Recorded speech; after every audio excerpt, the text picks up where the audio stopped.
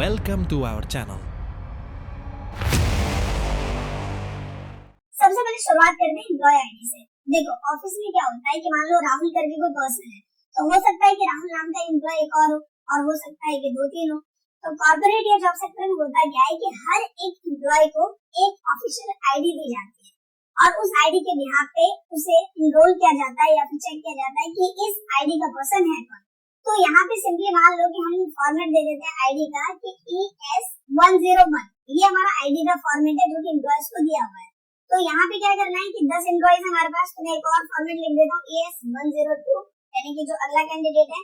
अब मैं दोनों को सिलेक्ट करके सिंपली यहाँ पे कॉर्नर पे आऊंगा, प्लस का सिंबल आएगा और इसे हम कर देंगे ड्रैग। तो जितने बाकी के एम्प्लॉयज है जो कि स्टेप बाय स्टेप आगे आने वाले, उनके लिए मैंने एक ही बार में यहाँ पे जो भी आईडी एनरोलमेंट है वो कर दिया। इसके बाद बात करते हैं यहाँ पे नेम्स की। तो मान लो जो ES101 है, ये आईडी है किसकी? ये आईडी है राज की, तो हमने यहाँ पे लिखा राज। इसके बाद जो दूसरा कैंडिडेट है वो है अमन, अगला कैंडिडेट हमने लिखा मोहित, फिर हमने यहाँ पे लिखा जिशांत, फिर हमने लिखा राजेश, फिर हमने लिखा हर्ष, फिर हमने यहाँ पे लिखा शुभम, इसके बाद हमने लिखा शानू, फिर हमने लिखा सौरभ, फिर हमने लिखा यहाँ पे नीता, फिर हमने लिखा अनीता और फिर हमने लिख दिया यहाँ पे मोहिनी।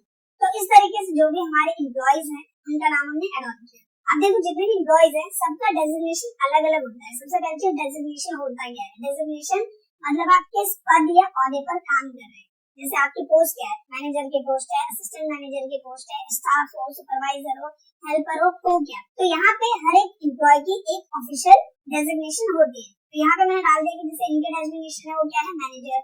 इनका मैंने डाल दिया कि ये असिस्टेंट मैनेजर है, यानी कि क्या करते हैं? मैनेजर को असिस्ट करते हैं।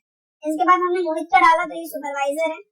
इसके बाद यहाँ पे निशांत जो है वो स्टाफ है, राजेश भी स्टाफ है, ये भी स्टाफ है और ये जो है ये सुपरवाइजर है।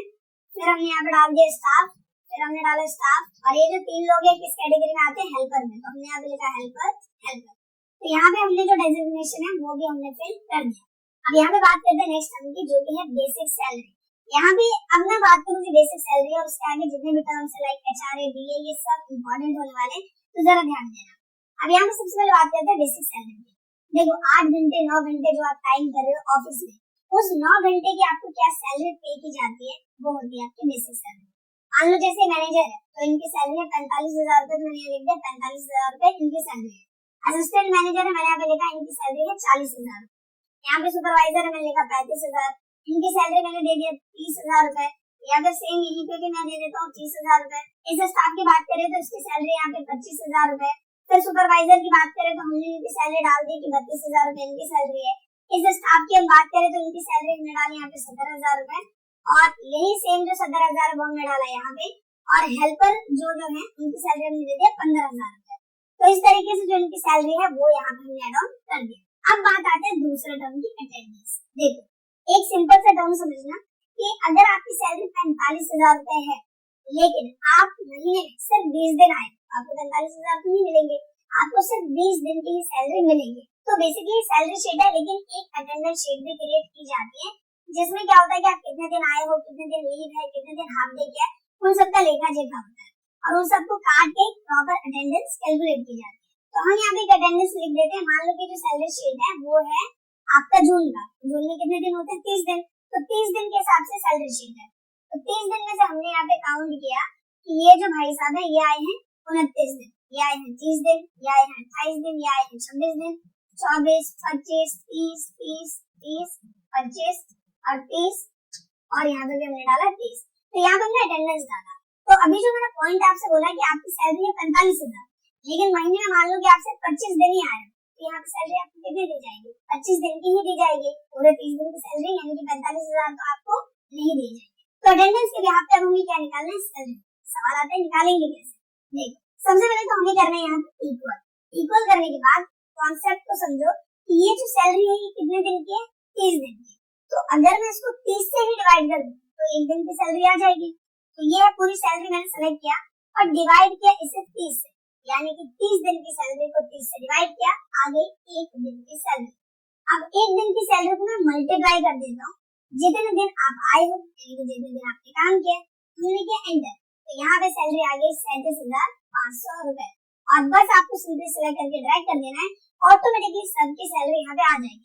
कुछ लोग की यहाँ पे पॉइंट में सैलरी आ रही है जो कि आप देख पा रहे हो, और अगर आपको पॉइंट वाली वैल्यू हटा के राउंड ऑफ वैल्यू लानी है तो आपको ऊपर डिक्रीज डेसिमल का ऑप्शन मिलेगा, इस पे आपको क्लिक करना है, एक प्रॉपर एक्यूरेट वैल्यू आपको यहाँ पे मिल जाती है। अब बात करते हैं नेक्स्ट टर्म की। ये जो चीजें आप देख रहे हो ये होते हैं अलाउंस, डीए, एचआरए, सीए और टीए, ये सब क्या है? अलाउंस है। अलाउंस होता क्या है? अलाउंस होती है छूट। मतलब मान लो कि अगर आप रूम रेंट पे लेके रह रहे हो तो आपको पता है कई कंपनी क्या बोलती है कि आपके रहने का, आने का, खाने का, पीने का खर्चा कंपनी ही देगी। तो ये सब छूट होती है जो कि अलग अलग कंपनीज अपने अलग अलग स्टाफ के बिहाफ पे या फिर अपनी अलग अलग पॉलिसी के बिहाफ पे प्रोवाइड करती है। तो डीए का मतलब है डियरेंस अलाउंस, जो कि महंगाई के हिसाब से दिया जाता है, स्पेशली जो सरकारी एम्प्लॉइज होते हैं उनके लिए तो ये होता ही है। तो डीए की बात कर लेते हैं। डीए जो है वो परसेंटेज बिहाफ पे भी दिया जाता है और एक फिक्स अमाउंट भी हो सकता है। तो हम यहाँ पे क्या करते हैं कि सबको जो डीए है महंगाई के हिसाब से वो मालूम 300 रुपए का डीए दे देता है, ठीक है। और हमने क्या किया, यही सेम अमाउंट हमने यहाँ पे रख दिया, क्योंकि प्रोसीजर आपको समझ में आ गया डीए है क्या। जब जरूरत पड़ेगी आपको बता दिया जाएगा कि आपको इसे परसेंटेज में रखना है या फिर आपको सिंपली एक फिक्स अमाउंट सबके लिए रखना है। तो फिलहाल के हमने यहाँ पे डाल दिया 300। इसके बाद आते हैं अगले टर्म पे जो कि है एचआरए, जो कि क्या है? House rent allowance. अब यहाँ पे मैंने डीए आपको बताया एक ऐसे एग्जांपल से कि फिक्स अमाउंट है। एचआरए हम करते हैं परसेंटेज के हिसाब से, कि मान लो आपकी कंपनी बोलती है कि हम आपको एचआरए देंगे 18% का, मतलब जो भी आपकी सैलरी है उस सैलरी का 18% आपको एचआरए के तौर पे दिया जाएगा, जिसमें आप अपने रहने का जो खर्चा है वो पे कर सकते हैं और उस हिसाब से आप अपार्टमेंट या फ्लैट ले सकते हैं। तो एचआरए क्या करता हूँ, 18% ले डाउन करता हूँ। मैंने यहाँ पे सिंपली इक्वल, और इक्वल करने के बाद जो इनकी सैलरी है इसका 18% मैं यहाँ पे निकाल देता हूँ। तो मैंने क्या किया, सैलरी मल्टीप्लाई 18 और हमने परसेंट का सिंबल दे दिया। हम प्रेस करेंगे एंटर, तो यहाँ पे आ गया 8100। अब जब इसे ड्रैग करता हूँ तो सबका जो आप देखोगे एचआरए वो अलग अलग दिखेगा बेस्ड ऑन उनकी सैलरी। तो ये आप यहाँ पे देख सकते हैं। अब हम बात करते हैं सीए की। सीए क्या होता है? ये होता है कन्वेंस अलाउंस। मतलब मान लो कि आपको कंपनी बोल रही है कि भाई आपका जो आने जाने का खर्चा है वो हम आपको देंगे, जैसे 3000 हो गया, 2000 हो गया, 1000 हो गया, डिपेंड ऑन आपका डिस्टेंस कितना है या अलग अलग पैरामीटर्स के लिए आपको सेट करके। तो मान लो परसेंटेज भी समझ गया और फिक्स अमाउंट भी समझ गए, तो हम समझ लेते हैं कि 500 रुपए या 1000 रुपए डाल देते हैं। 1000 रुपए कंपनी हर एम्प्लॉय को एज अ कन्वेंस अलाउंस देती है। जाहिर सी बात है मैनेजर के लिए अलग हो सकता है, असिस्टेंट मैनेजर के लिए अलग हो सकता है, बट फिलहाल के लिए हम एक सेम अमाउंट रख लेते हैं। हमने यहाँ रखा सीए और हमने सब पे ऐसे अप्लाई किया। अब बात करते हैं टी। ये क्या होता है? ये होता है ट्रैवलिंग अलाउंस। और ये आपको कब दिया जाएगा? जैसे मान लो कि आपका काम ऐसा है कि आप एजेंट हो और आपको ये बोला जा रहा है कि आपको बाहर जाके काम करना, मतलब आप मैनेजर हो, आपसे ये बोला गया है कि आप ऐसा करो, आप उत्तराखंड चले जाओ, उत्तराखंड में आपको क्लाइंट मिलेंगे, उनसे आपको डील करनी है, बात करनी है और ये जो पैरामीटर सेट करके आना है, मतलब चीजें वहां पे क्लियर करके आना है। अब बात क्या आती है कि कंपनी ने आपको बोला है, यानी कि आप कंपनी की तरफ से जा रहे हो, तो आप उत्तराखंड जाओगे, उत्तराखंड में आप मान लो कि कहीं पर रेंट पे आप फ्लैट लेते हो या कुछ ऐसा लेते हो, वहां पे 2 दिन स्टे करोगे, खाने पीने का खर्चा, रहने का खर्चा, आने जाने का खर्चा, वो सब कुछ होता है ट्रैवलिंग अलाउंस। तो ये कब मिलेगा? जब आपको भेजा जा रहा है। तो जरूरी नहीं कि टीए आपका हर महीने ऐड, कन्वेंस तो है कि आपको रोज ऑफिस आना है तो वो ऐड है, लेकिन टीए क्या है, जब भेज रही है तब वो ऐड है। तो उसमें क्या होता है कि बिल दिखाया, जो भी एम्प्लॉय है उसने बिल दिखाया अपने जो भी सीए है उनको या फिर जो भी सीनियर है उनको, और उसके हिसाब से उनका टीए ऐड हो जाता है। तो मान लो कि जैसे मैनेजर है, उनका इस बार बाहर का ट्रिप था, उनको जाना पड़ा काम से, तो हमने 10,000 का उनका टीए यहाँ पे डाल दिया। और मान लो कि किसी का बिल्कुल ही नहीं है, जैसे इनका भी 0 है और मान लीजिए कि इनका भी 0 है, लेकिन ये जो हेल्पर्स है इन्हें बाहर जाना पड़ा था और इनका 2,000 का टीए बना, तो यहाँ पे हमने सिलेक्ट करके यहाँ पे डाल दिया। सो आई होप कि टीए का मतलब आप समझ गए होंगे, ट्रैवलिंग अलाउंस। अब बात करते हैं नेक्स्ट टर्म की, जो कि है ओटी। ओटी का मतलब क्या है? Over time. देखो जहाँ पे आप काम करते हो, कई बार ऐसा होता है एक्सपोर्ट लाइन में अगर हम देखें, वहाँ पे क्या होता है कि आपसे बोला जाता है कि ऑर्डर का प्रेशर काफी ज्यादा है, आप ऐसा करो 2 घंटे और रुको, तो वो 2 घंटा किस में काउंट होता है? ओवर टाइम में काउंट होता है। तो मान लो कि चाहे आप मैनेजर हो, हेल्पर हो, सीनियर हो, स्टाफ हो, सुपरवाइजर हो, टीम लीडर हो, कोई भी, अगर आपको बोला जा रहा है तो ज्यादातर चांसेस है कि आपको रुकना पड़ेगा, लेकिन उन 2 घंटे के आपको पे किए जाएंगे। तो यहाँ पे मान लो कि जो मैनेजर है उन्होंने पूरे महीने में 50 आवर्स का ओटी किया है। कितने का? 50 आवर्स का। इनका हमने डाल दिया कि इन्होंने भी 50 आवर्स का किया है, किसी का हमने डाल दिया 60 आवर्स का है, तो मैं यहाँ पे आता हूँ और सीधे इन सबका 60 कर देता हूँ और इनका मैं यहाँ पे 40 आवर्स का कर देता हूँ। तो मैंने यहाँ पे 40 सिलेक्ट किया और मैंने सिंपली इसको क्या किया? ड्रैग कर दिया। तो इस तरीके से इन सबका ओटी आएगा। अब सवाल ये है कि ओटी का पैसा कितना देंगे? देखो कई जगह पे क्या होता है कि आपका जो सैलरी है 8 घंटे आप काम करते हो, 8 घंटे की सैलरी है, तो आप एक एक घंटे के हिसाब से दो कि मतलब 60 घंटे इन्होंने काम किए तो 60 घंटे की पेमेंट हम उनको देंगे।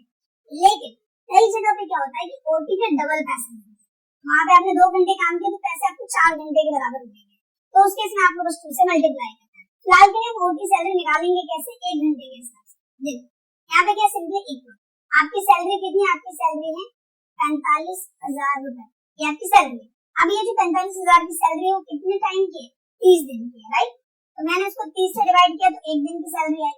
अब एक दिन में आप कितने घंटे काम कर रहे हो, 8 घंटे, यानी कि एक दिन बराबर है 8 घंटे के।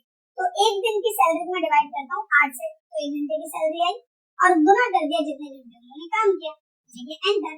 और 9,375 रुपए इनके 50 घंटे की सैलरी बन जाती है एज अ ओटी। और अगर आपको ये बोला जा रहा है कि हम डबल पेमेंट दे रहे हैं, मतलब कि 1 घंटे का हम 2 घंटे के बराबर पेमेंट दे रहे हैं, तो आपको करना कुछ नहीं है, इसको लेना ब्रैकेट के अंदर और सिंपली आपको यहाँ पे मल्टीप्लाई विद 2 कर देना है। क्या करना है, मल्टीप्लाई विद 2 प्लस करना है, एंटर, तो डबल हो जाएंगे। तो ये बड़ा ही सिंपल कॉन्सेप्ट है, फिलहाल तो मैं पहले जैसा ही कर देता हूँ 1 घंटे के हिसाब से, और आपको सिंपली यहाँ आगे कर देना है ड्राइव। एक बार दोबारा मैं इस टर्म को क्लियर कर देता हूँ, क्योंकि क्या पता आप शायद इसमें थोड़ा बहुत कंफ्यूज हो रहे हो, थोड़ा लंबा प्रोसेस था। तो हमने क्या किया यहाँ पे, हमने सिंपली क्या किया कि ये है सैलरी 30 दिन की, तो 30 से डिवाइड किया, 1 दिन की सैलरी आई। एक दिन में आप 8 घंटे काम करते हो तो 8 से डिवाइड कर दिया, 1 घंटे की सैलरी आ गई, गुना कर दिया जितने घंटे आपने काम किया, और आपका आंसर यहाँ पे आ जाता है।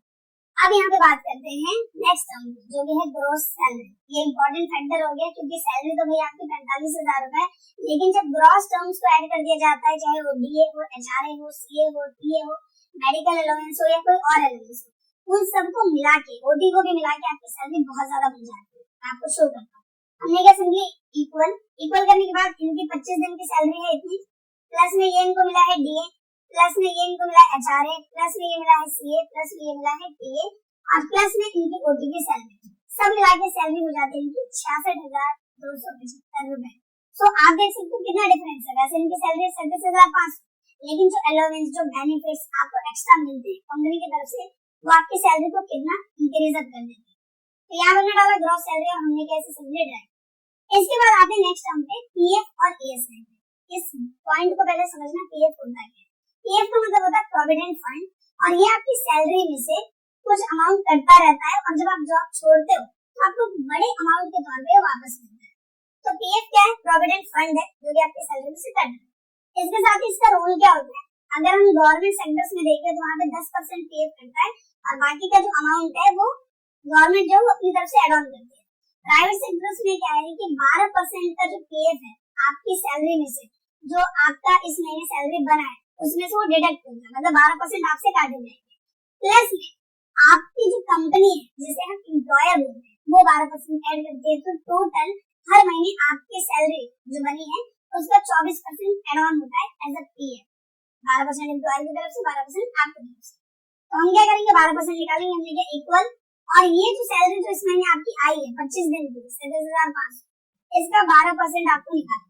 तो हमने क्या सिंपली मल्टीप्लाई 12 डिवाइडेड बाय 100, या सिंपली आप 12% ऐसे डाल दो और 12% यहाँ पे आ गया, तो ये अमाउंट क्या होगा, ये डिडक्ट होगा। इसके बाद बात करते हैं ईएसआई की। ईएसआई का मतलब होता है एम्प्लॉय स्टेट इंश्योरेंस, और ये टोटल जो सबमिशन होता है वो 3.something% सबमिट होता है, जिसका फायदा ये होता है कि अगर आपको कोई भी बीमारी होती है, कोई भी परेशानी होती है, तो गवर्नमेंट उसका बेनिफिट आपको देती है। लेकिन इसका कुछ रूल भी है। रूल क्या है कि अगर आपकी सैलरी 21,000 रुपए से ज्यादा है तो आपका ईएसआई नहीं कटेगा, यानी कि आपको ये जो हेल्थ इंश्योरेंस है गवर्नमेंट की तरफ से, इसका बेनिफिट नहीं मिलेगा। तो यहाँ पे हमारे पास एक कंडीशन ये आ जाती है कि भाई जिन लोग की सैलरी 21,000 से ज्यादा है, जैसे अगर हम यहाँ देखें मैनेजर की सैलरी है वो भी 45,000 है, यहाँ पे मैक्सिमम अगर शुरू से लेके यहाँ तक देंगे तो सबकी सैलरी 21,000 से ज्यादा है, आगे लोग की 21,000 से कम है। तो हम इसको करें कैसे, तो देखो यहाँ पे मैं छोटी सी चीज आपको बताने वाला हूँ, इसमें ध्यान देना। हमें करना इक्वल, और इफ का एक फॉर्मूला होता है वो हम ऐड करेंगे। ऐड किया, फॉर्मूला शुरू हो जाएगा। अब ये पूछ रहा है सबसे पहले लॉजिक, तो लॉजिक ये है कि अगर ये जो सैलरी है अगर ये लेस देन है, क्या है, लेस देन इतने के 21,000 की, तो यहाँ पे क्या है कि मैं चाह रहा हूँ ईएसआई कटे। तो ईएसआई कितना कटेगा, वैल्यू इफ ट्रू आ जाएगा, तो मैं बोलूंगा कि इस सैलरी का जो है वो कट जाएगा कितना, 0.75%। अगर जो सैलरी है वो इससे कम है, क्या है, अगर ये सैलरी इससे कम है तो इसको हमने ले लिया ब्रैकेट के अंदर और ये हमने यहाँ पे डाल दिया। कोमा क्या, अगर ऐसा नहीं है तो यहाँ पे हमें क्या करना है, तो हमें यहाँ पे सिंपल 0 को प्रिंट करना है। तो हम करेंगे एंटर और ये एंटर।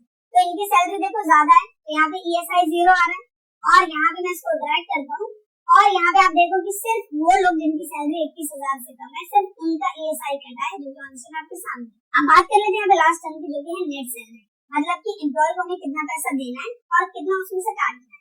तो देखो जो ग्रॉस सैलरी बनी है वो एम्प्लॉय की सैलरी बन गई इस महीने की, लेकिन हमें काटना क्या है, PF और ESI।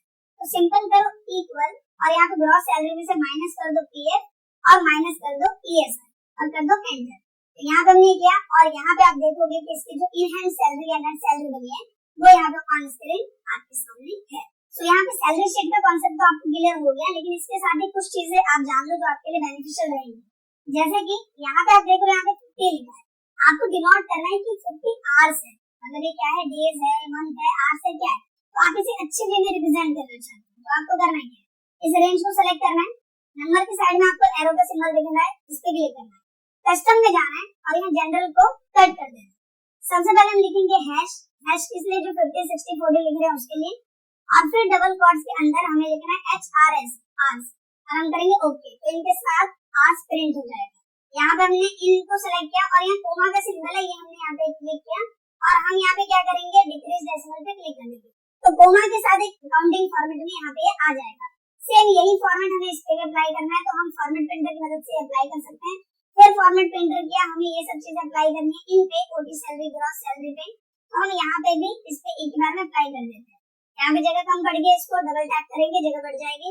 फॉर्मेट प्रिंटर किया, यही चीज अप्लाई कर दी इस पे, और फॉर्मेट प्रिंटर किया हमने यहाँ पे, यही चीज हमने अप्लाई कर दिया यहाँ पे।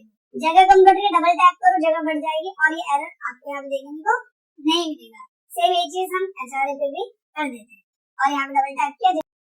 अगर वीडियो आपको अच्छा लगा तो प्लीज इस वीडियो को लाइक करें, शेयर करें, साथ ही कमेंट करके अपना फीडबैक जरूर दें। मिलते हैं नेक्स्ट वीडियो में, तब तक के लिए थैंक यू।